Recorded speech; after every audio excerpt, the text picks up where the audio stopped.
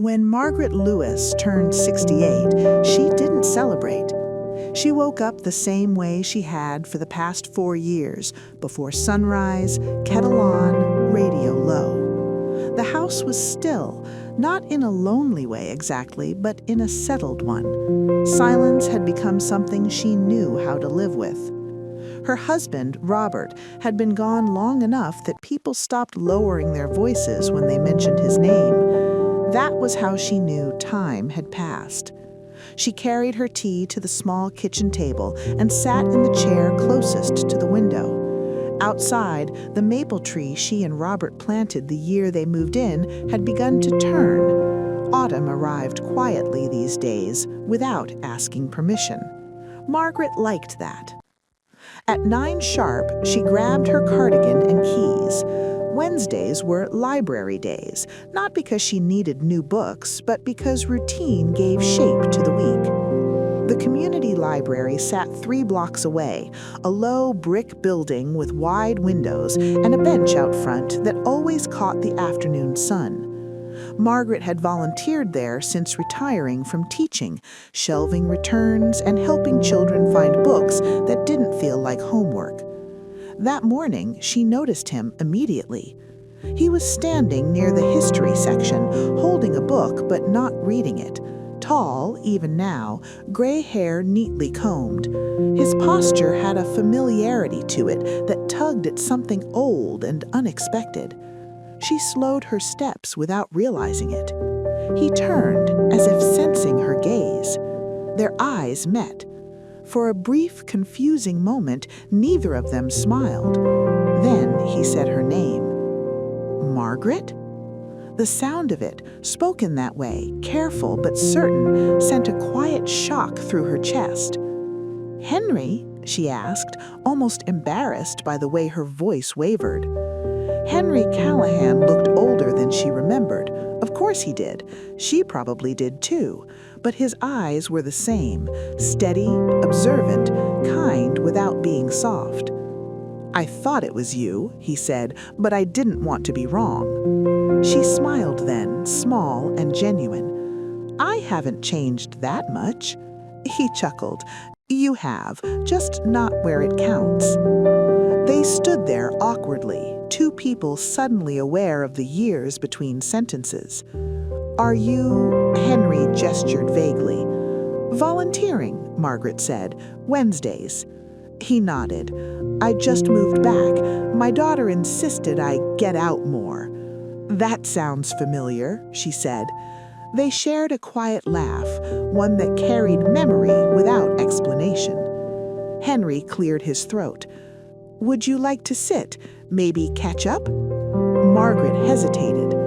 Not because she didn't want to, but because she hadn't expected to.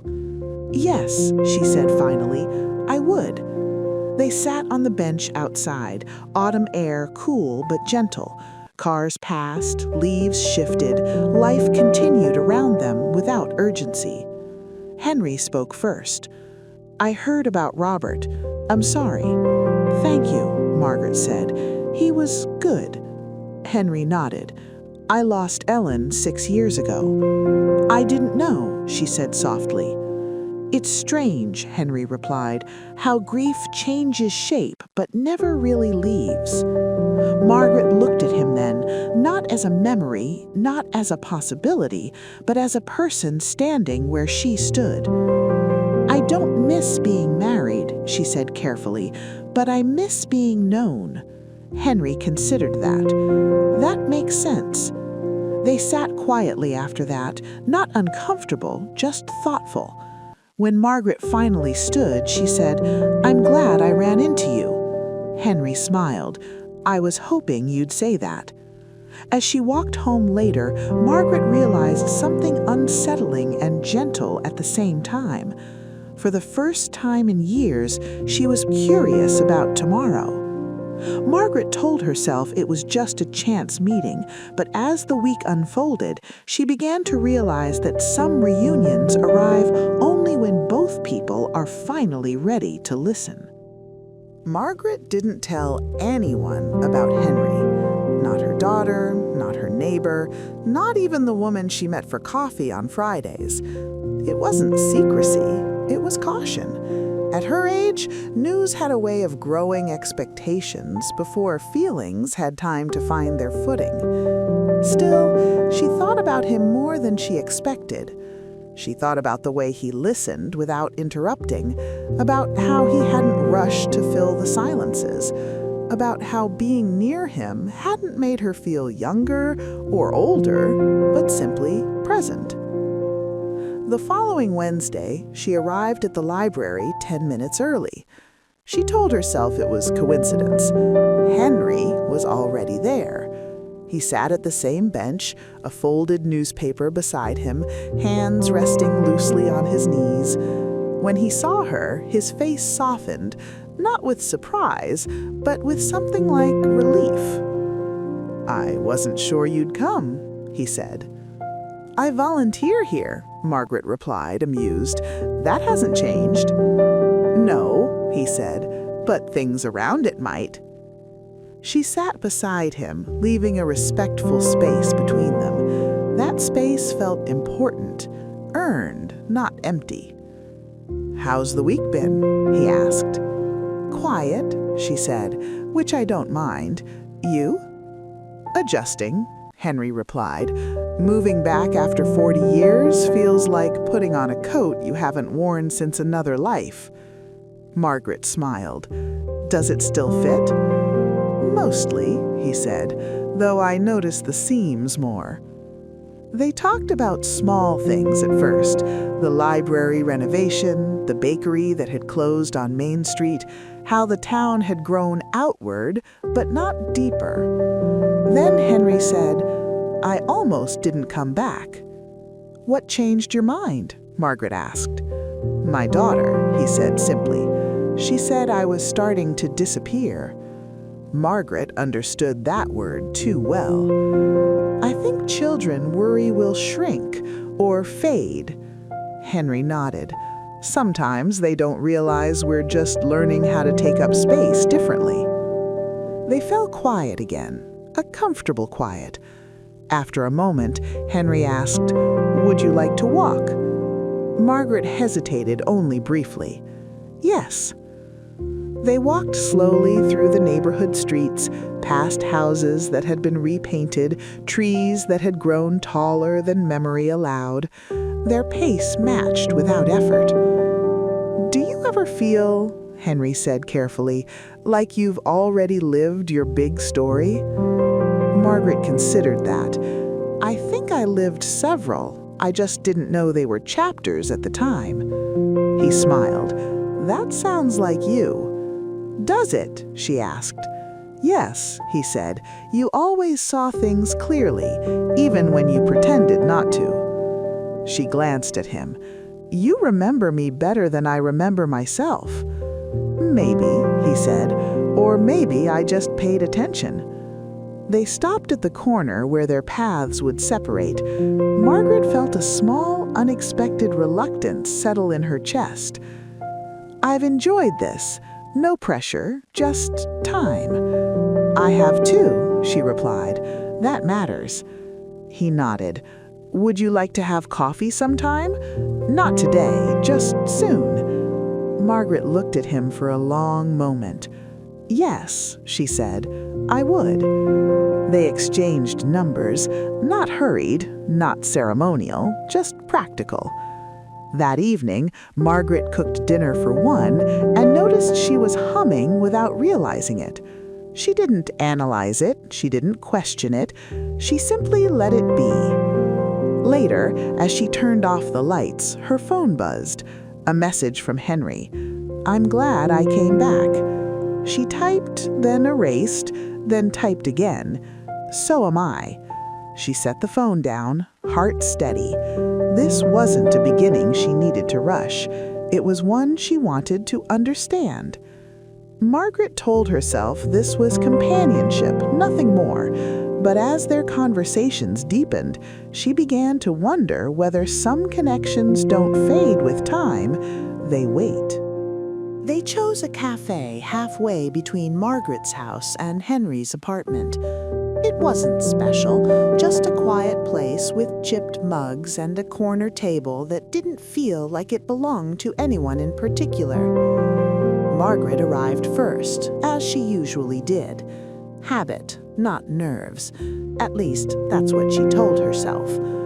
Henry arrived a few minutes later, removing his coat carefully, as if the moment deserved attention. "Sorry," he said. "I walk slower than I used to." "So do I," Margaret replied. "That's how you notice more." They ordered coffee and sat, hands resting near their cups, but not touching. There was still that unspoken agreement between them, nothing rushed, nothing assumed. Henry stirred his coffee once, then stopped. "I've been thinking about something," he said. Margaret waited. "About why we didn't keep in touch all those years ago." She nodded. "I've thought about it too, just not recently. I left town thinking I'd come back, then life filled in the space." Margaret smiled faintly. Life does that. It doesn't ask whether the timing is convenient. "No," he agreed. "It just keeps moving." They spoke about their years apart, not in detail, but honestly. Marriages, children, work, loss, the kind of summaries people give when the specifics belong to another life. Henry paused at one point. "I loved Ellen. I still do." Margaret met his gaze. "So did I love Robert, still do." Neither of them apologized for it. "That doesn't go away," Henry said. "It just changes where it sits." Margaret felt the truth of that settle gently between them. They talked longer than planned, about books they never finished, about mornings that felt heavier than nights, about how aging wasn't about decline so much as refinement. "At some point," Margaret said, "you stop trying to be impressive." Henry smiled, "and start trying to be honest." When they left the cafe, the afternoon had softened into something golden. They walked without destination, letting the conversation wander. "Do you ever feel like you're late to things?" Henry asked suddenly. Not late as in missed, but late as in arriving after the urgency has passed.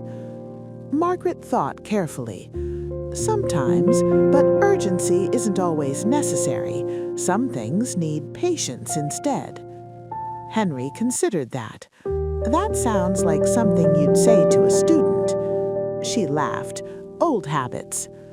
They stopped near a small park, benches scattered beneath bare trees. A few people sat quietly, watching dogs or nothing at all. "Can I ask you something?" Henry said. "Yes." "Are you afraid of this?" he asked. Not accusatory, just curious. Margaret didn't answer right away. "I'm not afraid of you," she said finally. "I'm afraid of losing the steadiness I've built." Henry nodded slowly. "I wouldn't want to be the reason you lose that." "That matters," she replied. They stood there, the afternoon stretching comfortably. When they parted, Henry said, "I don't expect anything, I just enjoy being with you." Margaret smiled. "So do I." That night, lying in bed, Margaret realized she wasn't replaying the conversation word for word. She wasn't searching for signs or second-guessing herself. She felt calm. That surprised her most of all. At 68, she had learned that calm was rare and valuable. And as she drifted toward sleep, she understood something quietly profound. This wasn't about starting over. It was about continuing, more honestly than before. Margaret believed she and Henry were simply sharing time, but as the days passed, she began to sense that time itself was asking them a question neither could avoid much longer. Margaret noticed the change before she named it. It wasn't dramatic, There were no declarations or sudden closeness. It was smaller than that, more deliberate. Henry began waiting for her outside the library instead of sitting on the bench. She began saving him articles she thought he'd like. Their conversations lingered just a little longer at the end, as if neither of them wanted to be the first to step away. Still, neither crossed the line from companionship into something else. And that, Margaret realized, was a choice. One afternoon, as they walked along the river path, Henry slowed his steps and said, "I saw my son last weekend." Margaret glanced at him. "How did that go?" Henry exhaled. "Complicated. He thinks I'm lonely, which I suppose I am, but not in the way he imagines." "What way is that?" she asked. "He thinks loneliness is something to be solved, like a problem with a clear answer." Margaret nodded. Children want closure. Life rarely offers it. They walked a few steps in silence. "He asked if I was seeing someone," Henry continued. Margaret felt a small tightening in her chest, not fear exactly, but awareness. "And?" she asked. "He said I was spending time with a friend," he replied. "That felt accurate." Margaret smiled faintly. "It does. But it also felt incomplete," Henry added. They stopped near a railing overlooking the water. Leaves drifted past, slow and unbothered. "Margaret," Henry said carefully, "may I ask you something that doesn't have an easy answer?" "You may," she replied. "Do you think there's room," he said, choosing each word, "for something more at this stage of life?" Margaret didn't respond right away. She looked out at the river, at how it moved steadily forward without erasing where it had been. "I think," she said slowly, "there's room for honesty, for presence, for choosing someone without needing them." Henry nodded. "That's what I was hoping you'd say." She turned to face him. "But I also think there's a risk in confusing comfort with commitment." "I agree. That's why I haven't wanted to rush." She studied his face, the lines time had etched there, the steadiness beneath them. "I appreciate that," she said. They continued walking, conversation turning lighter, but something had shifted, not resolved, acknowledged. That evening, her daughter called. "Mom," she said after the pleasantries, "are you seeing anyone?" Margaret smiled to herself. "Why do you ask?" "I just wondered," her daughter said. "You sound different lately." "Different how?" asked Margaret. "Happier," she replied. "Calmer." Margaret considered that. "I am calm." Her daughter hesitated. "Just be careful. I don't want you getting hurt." Margaret closed her eyes briefly. "I know, but being careful isn't the same as being closed." After the call, Margaret sat alone in her living room, the lamp casting a soft circle of light. She thought about all the years she had spent being careful, doing the responsible thing, the expected thing, the thing that kept everything running smoothly. Care had its place, but so did courage. The next time she saw Henry, she surprised herself. They were standing outside the cafe, coats buttoned against the chill, when she said, "I've been thinking about what you asked me." He looked at her attentively. "And?" She said, "I don't want to pretend this is nothing, but I also don't want it to be everything." Henry smiled, not relieved, but aligned. "That sounds right." She hesitated, then added, "If we're going to explore this, it needs to be slow, honest, and optional." Henry met her gaze. Always optional. For the first time, he reached out, not to take her hand, but to offer his arm. Margaret paused only a moment before resting her hand lightly there. It wasn't a promise, but it was permission. Margaret believed they had found a careful balance, but as their connection deepened, she would soon discover that even the gentlest closeness can awaken fears she thought she'd already laid to rest. The first time Margaret noticed fear creeping in, it surprised her. not because she hadn't expected it, but because of how quietly it arrived. Not as panic or doubt, but as caution disguised as reason, the kind that sounded sensible when it spoke. She noticed it when Henry didn't call one evening and she told herself it didn't matter, when he did call the next morning and she felt relief instead of neutrality, when she caught herself planning her week around seeing him and then deliberately rearranged it just to prove she could. That unsettled her more than loneliness ever had. They met on Sunday afternoons now, usually for a walk or an early dinner. Nothing extravagant. Soup and bread, conversations that meandered rather than built toward conclusions. One afternoon, as they sat in the small Italian place Henry favored, he said, "You've been quieter today." Margaret looked up from her bowl. "Have I?" "Yes," he said gently. "Not distant, just careful." She considered denying it, then decided not to. "I think I'm remembering things," she said. "Good things?" he asked. "And difficult ones," she replied. "Sometimes they arrive together." Henry nodded. "That happens when something starts to matter." She smiled faintly. "You always did understand timing." "Not always," he said.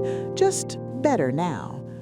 After dinner, they walked slowly back toward her place. The streetlights were already on, casting soft pools of light across the sidewalk. "Can I ask you something?" Margaret said. "Of course." "Do you ever worry," she asked, "that getting close again means risking losing yourself?" Henry stopped walking. "I do," he admitted, "but I also worry about what happens if I don't." She appreciated the honesty more than reassurance. They reached her door and lingered there, neither in a hurry to end the evening. "I'm glad we're talking about this," Henry said, "even when it's uncomfortable." "So am I," Margaret replied. "It makes me trust this more."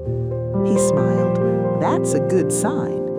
That night, Margaret dreamed of her old house, the one she'd lived in for 35 years. In the dream, she walked from room to room, touching familiar walls, knowing she no longer lived there but still belonged to it in some way. She woke with a tightness in her chest. The next day, she canceled plans with Henry. She told herself she needed space, time to recalibrate, to make sure she wasn't replacing one structure with another. Henry didn't argue. "I understand," he said over the phone. "Take whatever time you need." His calm response unsettled her more than resistance would have. Days passed. Margaret filled them deliberately. Errands, volunteering, reading. She reminded herself of the life she'd built alone, the strength it had required. But in the quiet moments, she noticed something else. She didn't feel lighter without Henry. She felt incomplete, not broken, just missing a familiar warmth. The following Wednesday, she went to the library earlier than usual. Henry wasn't there. She told herself that was fine. Then she saw him inside, speaking with the librarian, his posture relaxed, his laugh soft but genuine. He looked up, surprised, and then pleased. "I didn't think you'd be here today," he said. "I almost wasn't, honestly." They stood there for a moment, unsure. "I'm glad you came," Henry said. Margaret took a breath. "So am I." They walked outside together, settling on the bench as they had in the beginning. "I pulled back," Margaret said quietly, "because I was afraid of losing my independence." Henry nodded. "And independence?" "And," she continued, "I realized that choosing someone doesn't erase yourself if the choice is mutual and unforced."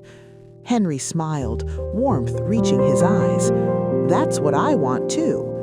She rested her hands in her lap, steady. "I don't want to rush," she added. "I don't want to rush either," he said.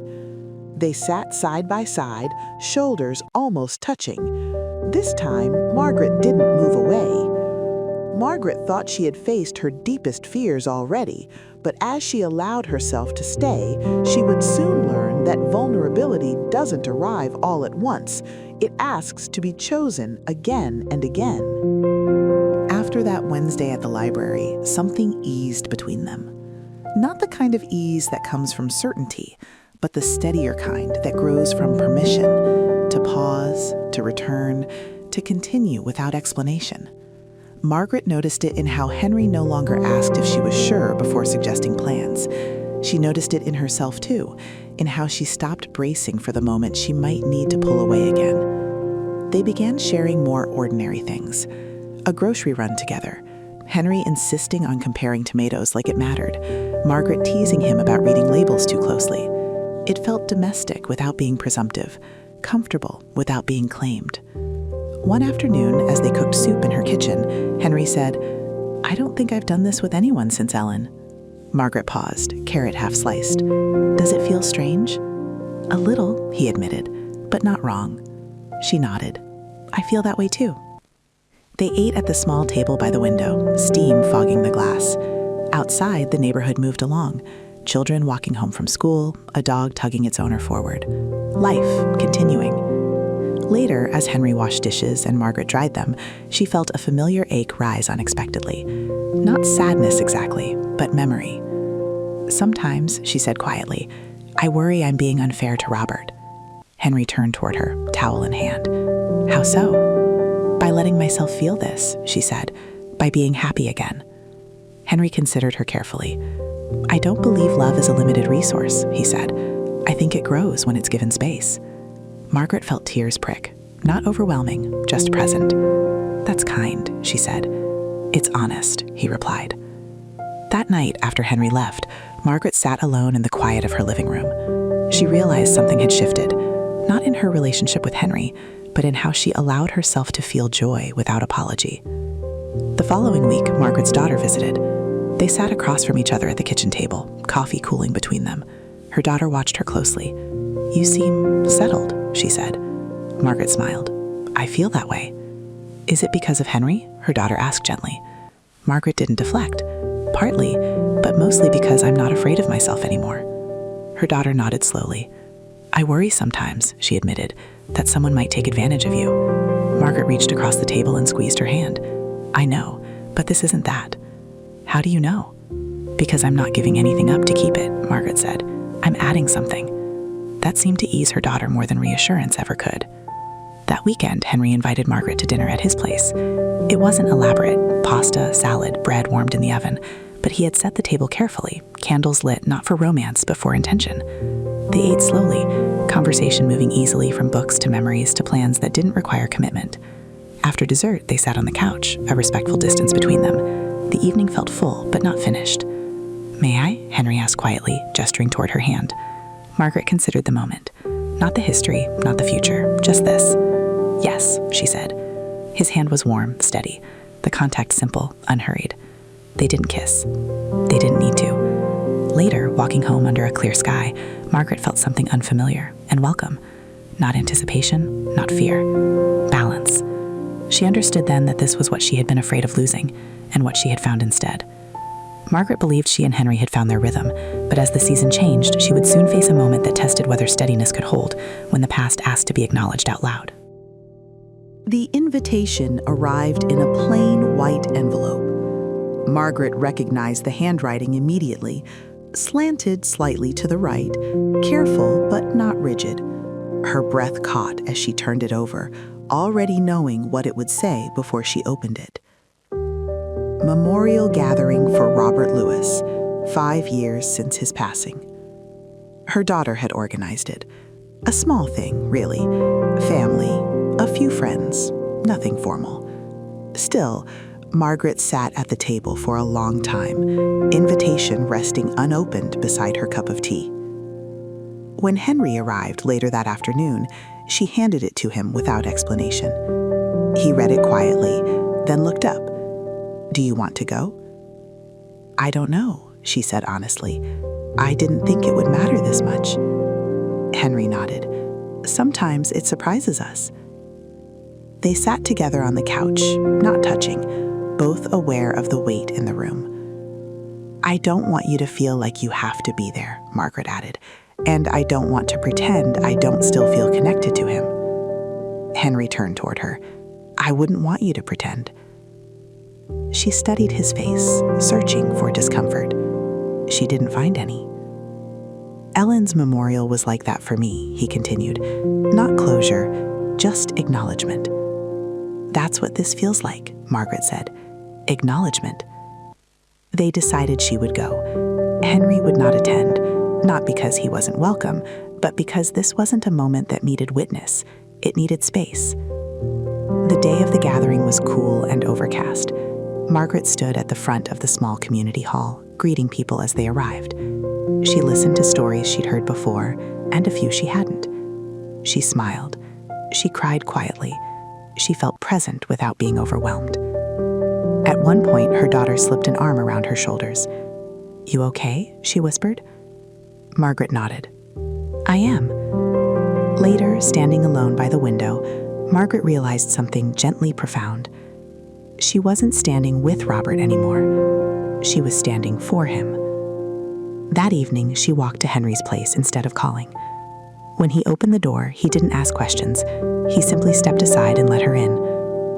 They sat together in silence for a while, Margaret leaning back against the couch, Henry beside her. It went well, she said finally.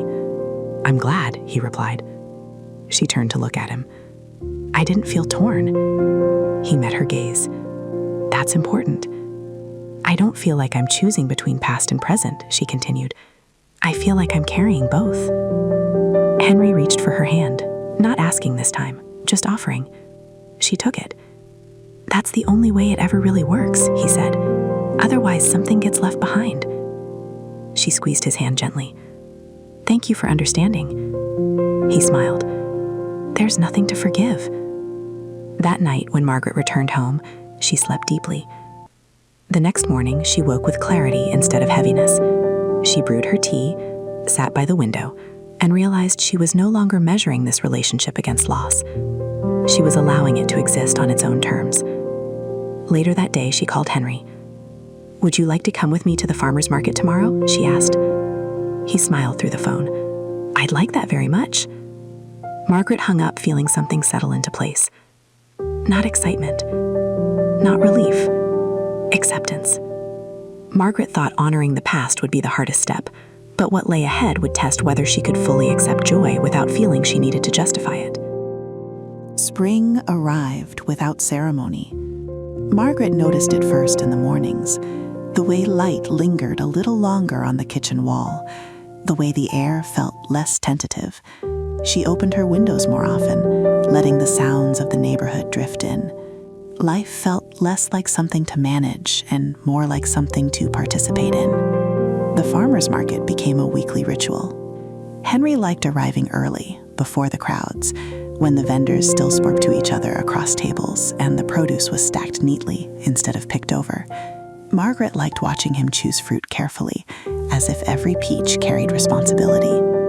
This one, he said once, holding up an apple, feels right. She laughed. You say that like it's a philosophy. Maybe it is, he replied. They walked slowly, hands brushing occasionally, but not always touching. When they did, it felt intentional, not urgent, not performative, just present. One afternoon, as they sat on a bench sharing coffee, Henry said, I've been thinking about the future. Margaret turned to him. That sounds serious. It's not, he said quickly. Or maybe it is, but not in the way it used to be. She waited. I don't need promises, he continued. I don't need guarantees. I just want to know if you're willing to keep choosing this, even when it's ordinary. Margaret smiled softly. Especially when it's ordinary. He nodded, relief visible, but quiet. They didn't move in together. They didn't talk about timelines or expectations. Instead, they learned each other's rhythms. When silence meant comfort, when it meant something needed to be said, when to step closer, when to step back. Margaret's daughter came to visit again, this time bringing pastries and curiosity. I like him, she said afterward, a little surprised by herself. Margaret didn't respond right away. Then she said, so do I. That summer, Henry accompanied Margaret to her old neighborhood. They walked the street where her house once stood, now cleared, waiting for something new. Margaret didn't feel grief the way she expected to. She felt gratitude. "I loved my life there," she said, "and I love this one too." Henry rested a hand lightly on her back. "You don't have to choose." "I know," he replied. One evening, sitting on her porch as dusk settled in, Margaret realized she wasn't thinking about what she might lose anymore. She was thinking about what she was willing to protect: her independence, her honesty, her capacity to care without disappearing. Henry looked over at her. "You're quiet." "I'm content. That's different." He smiled. "I agree." They sat there until the stars appeared, not speaking much, not needing to. Later, as Henry prepared to leave, he paused at the door. "Margaret," he said, "thank you for letting this be what it is." She met his gaze. "Thank you for not asking it to be more." He leaned in then, not hurried, not hesitant, and kissed her gently, a kiss that held no demand, only recognition. When he left, Margaret stood for a moment in the quiet house. She thought about how many years she had spent believing love was something that required endurance, that it demanded sacrifice of self, that it came with urgency and fear. She knew better now. Love, at this stage of life, wasn't about holding on. It was about standing beside and choosing again and again, not out of need, but out of respect. Margaret turned off the light and went to bed, not wondering what tomorrow would bring. She knew. Another day she was willing to live fully. Margaret once believed love belonged to the young or the brave. Now she understood it belonged to those willing to remain open, without surrendering who they had become.